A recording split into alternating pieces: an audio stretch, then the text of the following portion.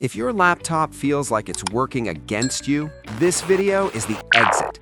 5 tablets ranked from cheap test to final replacement, each picked for people who hate dealing with computers.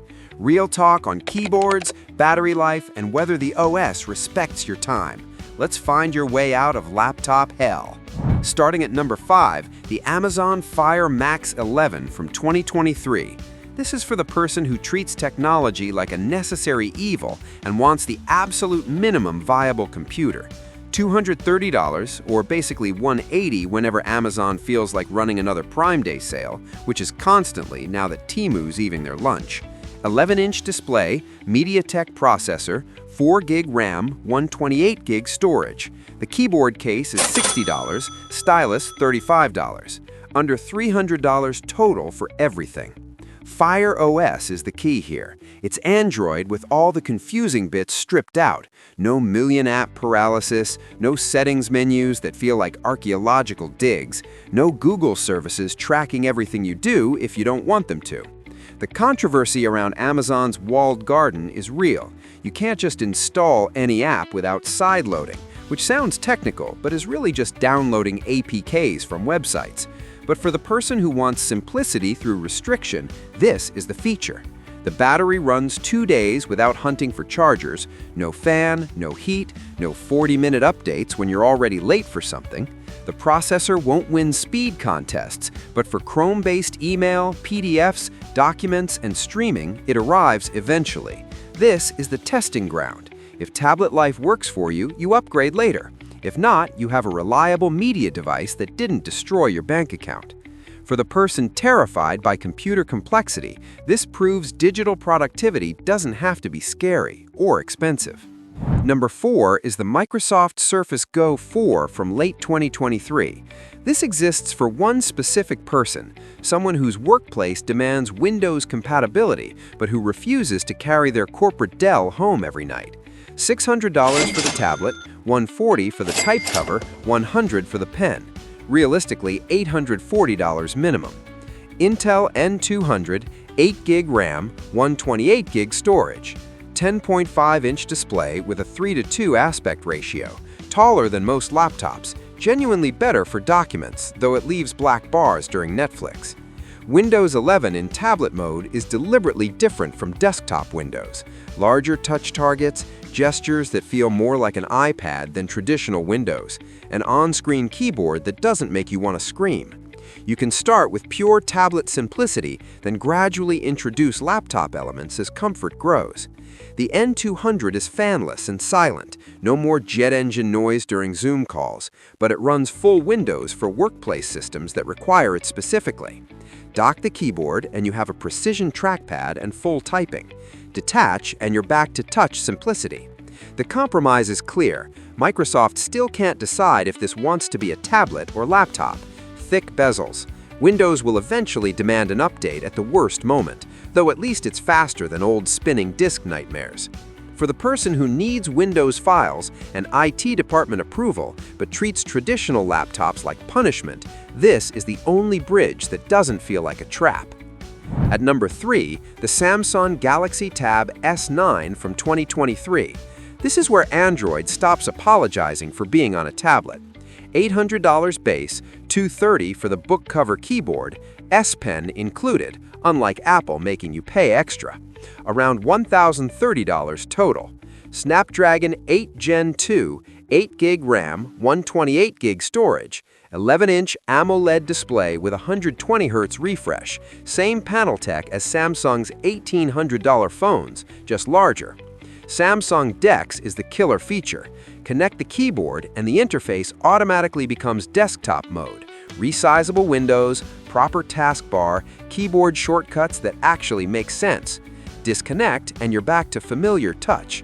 This automatic transformation is perfect for people who want capability without complexity. Power when you need it, simplicity when you don't. The processor handles genuine productivity without stutter. Multitasking is intuitive drag and drop, no complex window management. The battery delivers 10 to 12 hours of real work. The S Pen comes in the box with effectively zero latency. Handwritten notes convert to searchable text. You can mark up 40-page PDFs without charging anything. The catch is the Android tablet app situation. Some apps still open as phone-sized windows. Instagram famously refuses to make a proper tablet interface. But for the Google ecosystem person, Gmail, Drive, Docs, Photos, this integrates smoother than any iPad. For someone wanting laptop capability with smartphone familiarity, this is Android at its polished. Number 2 is the Apple iPad Pro 13-inch with M4 chip, 2024.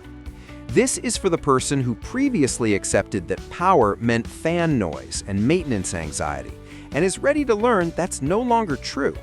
$1,300 base, up to $1,900 for storage you'll never use. Magic Keyboard, $350, Apple Pencil Pro, $130, minimum $1,780, up to $2,380. M4 chip, faster than Intel's current laptop chips. 13-inch mini LED display with 1600 nits peak brightness, essentially the panel from Apple's $5,000 monitor, shrunk down. The M4 benchmarks faster than many desktops from 2 years ago. Edit 4K video, run 80-track music sessions, create motion graphics, all on a 1.28-pound device with no fan, no noise, no heat. This directly addresses computer trauma, professional power without any maintenance anxiety. The Magic Keyboard is controversially expensive but excellent. Larger trackpad than any MacBook, keys that actually feel good, design that floats the iPad at any angle. Stage Manager for window management still confuses some people, but for full screen app work, which is how most people actually work, it's invisible. The Pencil Pro adds squeeze gestures that sound like feature creep until you're selecting tools without breaking creative flow. The app ecosystem is mature. Final Cut Pro, Logic Pro, Adobe's full suite, Microsoft Office, all optimized for touch and stylus. The reality check: Apple's been claiming iPad is computing's future since 2010, and it's still partially true. File management frustrates Windows converts, but for the person who hates thermal throttling, driver updates, and general computing maintenance, this is genuinely transformative. And finally, number 1, the Apple iPad Air M2 from 2024. This is the ultimate laptop replacement because it delivers the Pro's core experience without the Pro's cost and complexity. $600 for 128 gigabytes, $750 for 256 gigabytes, which is what most people need. Same $350 Magic Keyboard, same $130 Pencil Pro. Around $1,230 total. M2 chip, slower than M4, yes, but faster than most 2023 laptops. 11-inch display with 120 Hz refresh, same smoothness as the Pro, minus the HDR accuracy that most people never use. The operating system is identical to the Pro. 30 browser tabs without stutter, native Microsoft Office, Zoom with backgrounds and screen sharing, Lightroom, Procreate, light video editing.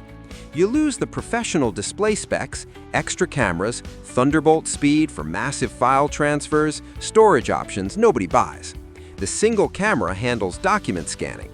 Standard USB-C only matters if you're moving huge video files regularly. The keyboard and stylus experience is identical to the Pro. Same typing quality, same handwriting capability. What makes this ultimate is the philosophy. Apple could have added more features, more configurations, more complexity. Instead, they created a device that knows exactly what it needs to be. Instant wake when you open the cover, no boot times, no fan spin-up, no please wait screens, never asks about driver updates or BIOS settings, 10 hours of actual use, not manufacturer fantasy numbers. Doesn't get slower over 6 months in that mysterious Windows way. For the person who treats technology as a tool to get done and forget, this is the exit ramp from computing anxiety. And finally, final words. We're in this exhausting moment where tech culture keeps pushing productivity as a personality type. You see it in the Notion template economy, the Obsidian cultists, the people posting minimal setups that took 40 hours to configure. Meanwhile, Microsoft's recall disaster has everyone paranoid about AI watching their screens. Apple's been pushing AI for the rest of us with Apple Intelligence, though it's been delayed and controversial. Samsung's been trying to Galaxy AI everything, sometimes embarrassingly so. But most people don't want AI organizing their life or a workflow to optimize. They want email, documents, meetings, shows, done. These 5 tablets, from the contained Fire Max 11 to the invisible iPad Air, represent a different philosophy. Not asking you to become someone who likes computers, but letting you forget they exist entirely.